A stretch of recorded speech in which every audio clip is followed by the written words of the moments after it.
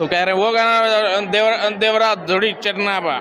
तो मैंने कहा अश्लील गाने मैं नहीं बजवाता हूँ। तो बोले तुम्हारी सोच अश्लील है, तुम्हारा सोच गंदा है, तुम कैसे बोल दिए ये गाना अश्लील है। और उन सिंगरों से भी रिक्वेस्ट है कि अपने बिहार की छवि को बनाइए, अपने यूपी के छवि को बनाइए। आप लोगों की वजह से हम जैसे एक्टरों को कई बार सुनना पड़ जाता है। मैं अभी मिला था उदित नारायण सर से, तो जब भी उनसे मिला, जैसे मैंने कहा कि मैं बिहार से, हाँ बिहार से छिए, वाह बहुत निक।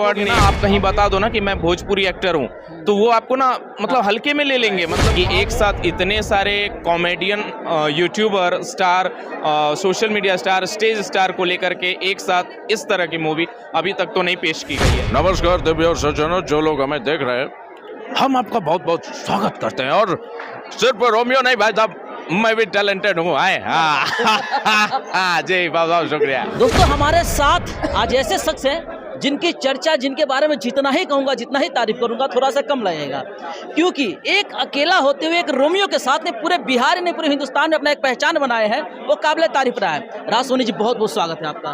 बहुत बहुत धन्यवाद। जैसा कि आपके चैनल का नाम है श्रृंगार न्यूज, बस उसी तरह मेरा भी श्रृंगार है, मेरा रोमियो। तो उसके साथ मेरी उपस्थिति को लोग ज़्यादा पसंद करते हैं। बट बहुत बहुत धन्यवाद। पोस्टर लॉन्चिंग में ना सही, लेकिन अगले इवेंट पर मैं रोमियो को लेकर आऊँगा आपके। कैसा लग रहा है? विदाउट रोमियो को कहीं खालीपन तो महसूस नहीं कर रहे हैं? नहीं, मैं चाहता हूँ कि आप मुझे भी पहचाने। कई बार मेरे साथ ऐसा हुआ है कि लोग कंफ्यूज रहते हैं, इसको कहीं तो देखा है, कहीं तो देखा, फिर अचानक से कोई बोलता है अरे वो जो मंकी के साथ रहता है वही लड़का है। मेरे साथ मंकी रहता वो नहीं, रोमियो के साथ जो रहता है ये वही है। तो मैं चाहता हूँ कि रोमियो को देखते देखते बीच में मुझे भी देखिए।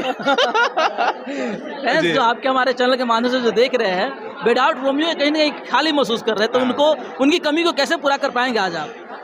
देखिए, आप लोगों ने हमेशा से प्यार दिया है और उस तरह से मुझे सुना है। रोमियो के बिना भी आप मुझे इसलिए एक्सेप्ट कीजिए क्योंकि मैं अच्छी एक्टिंग कर लेता हूँ। और अगर यहाँ पर अमिताभ बच्चन साहब होते तो कहते नमस्कार देवी और सज्जनों, जो लोग हमें देख रहे हैं, हम आपका बहुत बहुत स्वागत करते हैं। और सिर्फ रोमियो नहीं भाई साहब, मैं भी टैलेंटेड हूँ। आए हाँ जी, बहुत बहुत शुक्रिया।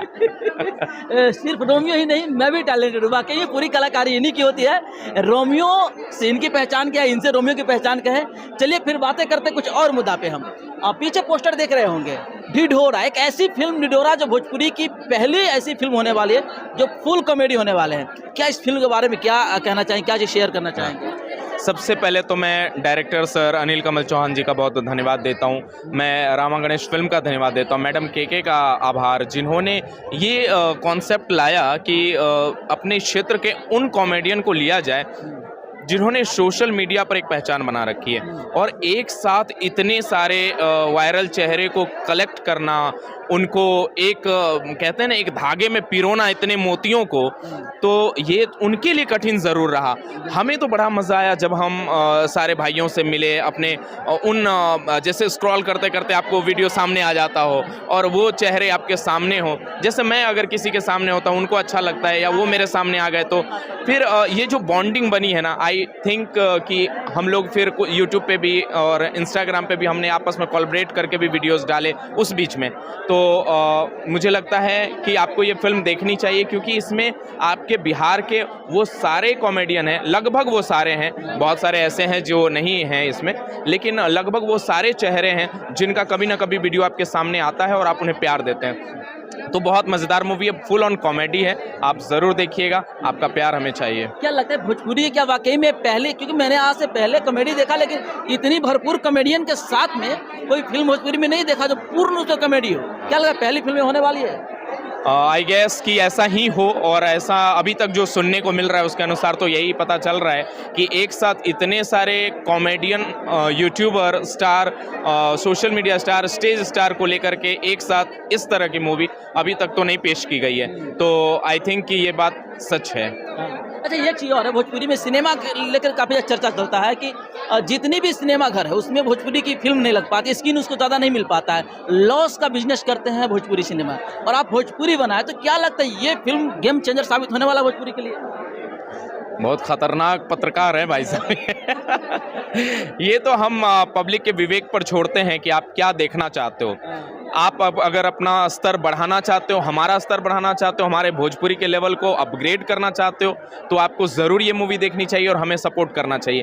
क्योंकि आप देखोगे ना, आप कहीं बता दो ना कि मैं भोजपुरी एक्टर हूँ, तो वो आपको ना मतलब हल्के में ले लेंगे, मतलब हाँ, वो उनके नज़र में ये नहीं है। वजह क्या है कि कुछ लोगों ने वल्गरिटी को इतना स्थान दे दिया है और अच्छे अच्छे घरों के लोगों ने देखना छोड़ दिया। रे भोजपुरी अपनी ही भाषा बोलने में हमें शर्म आ रही है, अपनी ही भाषा को प्रस्तुत करने में हमें शर्म आ रही है। अब कुछ लोग कमेंट करेंगे कि तुम खुद भोजपुरी नहीं बोल रहे हो। भाई मेरे, मैं ये कह रहा हूँ कि मैं अंगिका बोलता हूँ, मैथिली बाजे छिए हम, समझ गेलिए हाँ सब। तो लेकिन हम ई फिल्म में भोजपुरी में बोलल छिए, तो बात यह है कि हमने भोजपुरी को प्रस्तुत करने की कोशिश की है। जैसा कि आपने कहा कि बिजनेस करती है या नहीं करती है, ये तो हमारी ऑडियंस ने चाहा तो फिर ज़रूर बिजनेस होगी, और आप जैसे पत्रकारों ने हमें उन तक पहुंचाया तो ये ज़रूर उनके जहन में जाएगा और वो इस फिल्म को देखने के लिए आएंगे थिएटर तक। हाँ, अभी बाजली की अंगिका बोजी छी, मैथिली बोजी छी, तो मैथिली में किया नहीं एकटा अहाँ एपिसोड ले ली, एक शिकायत अहाँ के छै? हाँ, ठीक हम मैथिली में बाजे के लिए तैयार छिए। थोड़ा बहुत त्रुटि भए जाए तो माफ करियो, काहे कि मैथिली अंगिका हमरा तरफ दोनों मिक्स रहे छे। तो अभी हमरा बुलायल गेल रहे मुंबई, जहाँ पर मैथिली समाज के इंटरनेशनल शो भेल रहे, जहाँ पूरा देश से विदेश से सब जगह से महिला शक्ति, खास करके नारी शक्ति के लिए वो प्रोग्राम भेल रहे, जेकरा में हमरा प्रस्तुति के लिए बुलाए गेल रहे हमरा रोमियो के से अहाँ सबके बहुत प्यार मिलल। फिर पूर्णिया में विद्या विहार में एक संस्कार भारती करके एक संस्था छै जे संस्कार के लेके, संस्कृति के जे डूब रहल छै संस्कृति, ओकरा लेके काम कर रहल छै। तो उहो फिल्म वहाँ पर भी जे छै हमरा बुलायल गेलै, हम मैथिली में वहाँ भी प्रस्तुति दिलिए, जे लोगों के बहुत पसंद अले। से हम कोशिश करे छी कि कभी कभी मैथिलियों में बाजिए, अंगिको में बोलिए। अच्छा, एक चीज अहाँ से पूछब कि लोग के बहुत शिकायत होता है कि भोजपुरी अश्लील है, अश्लीलता हो गया, ये हो गया, लेकिन आज भी हमारे मैथिली में जो है अश्लीलता नहीं है, क्योंकि कम गाना ही आता है लेकिन सही साफ सुथरा आता है। लोग उनको प्यार क्यों नहीं देते हैं? ये तो बड़ी विडम्बना है। बड़ा सही बात है कि आप देखो, मैंने सर देखा है कि कई रील्स ऐसे होते हैं ना जिसमें गाली गलौज होगा, वो मैथिली बोल रहे हैं, अंगिका बोल रहे हैं, लेकिन उनको व्यू बहुत मिल रहे हैं, और जो साफ सुथरी बना रहे हैं ना तो उनको कम। मैं वही कहना चाहता हूँ कि ऑडियंस देवता है, जो दर्शक है ना वो देवता है। उन्होंने चाह लिया ना कि हमारे इधर की छवि को बढ़िया करनी है, वो कर देंगे। तो मैं आप लोगों से रिक्वेस्ट करना चाहता हूँ, हमारे पत्रकार ये सवाल कर रहे हैं, आप समझ रहे हो, मतलब ये हम तक सीधा दिल तक पहुंच रहे हैं, और ये रोना है हमारे इस भाषा का कि आप अपनी भाषा को इतना महत्व क्यों नहीं दे रहे। हमें देना चाहिए महत्व। और अच्छी सही कहा इन्होंने, मैथिली में बहुत प्यारे गाने आए हैं। मैं अभी मिला था उदित नारायण सर से, तो जब भी उनसे मिला, जैसे मैंने कहा कि मैं बिहार से, हाँ बिहार से छिए, वाह बड़ नीक। और फिर उन्होंने अपने एक दो गीत सुनाए। तो ये उस लेवल पर पहुंचकर भी उनमें वो इतने डाउन टू अर्थ हैं और अपनी भाषा को लेकर इतने प्यार से संबोधित करते हैं, बातों को रखते हैं। तो मैं वही दर्शकों से कहना चाहता हूं कि बिल्कुल आप लोग अश्लीलता को, जैसे गाना सामने आए ना, किसी को भेजिए मत कि ये देखो कितना गंदा बनाया है, उसको अलग कीजिए, बिल्कुल मत देखिए, अवॉइड कीजिए। और उन सिंगरों से भी रिक्वेस्ट है कि अपने बिहार की छवि को बनाइए, अपने यूपी के